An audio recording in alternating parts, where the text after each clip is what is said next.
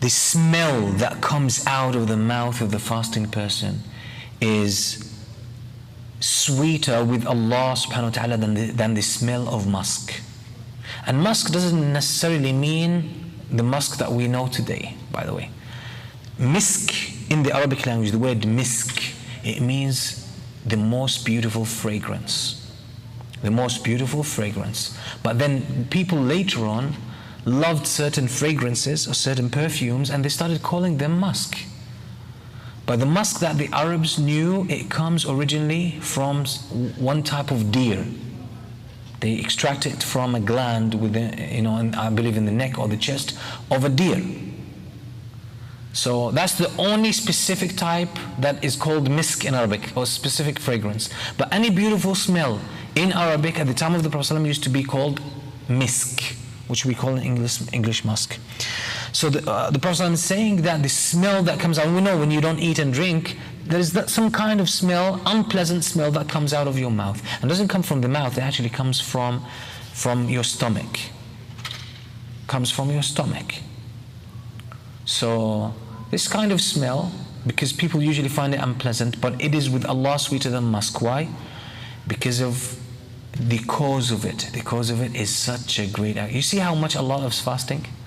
That even this unpleasant smell that comes out of your mouth, with Allah it is sweeter than musk. Why? Because the cause of it is fasting, is such a great act of worship. And basically, subhanAllah, love, when you love someone, you start to love some of their traits, even if you originally hate such traits. There are people who have a sense of humor, or people who are sarcastic, let's say, that you don't like sarcasm. But if you happen to fall in love or admire a person who is sarcastic, you'll be surprised that you will start to like sarcasm, specifically when it comes from that person. That's how we humans, we're not completely logical. We have a lot of bias. We have a lot of bias. So there's a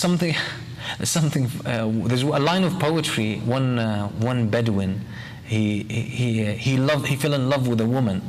So what he said, because he wants to express how much he loves her, he says, "Uhibbuha wa tuhibbuni, wa yuhibbu naqataha ba'iri."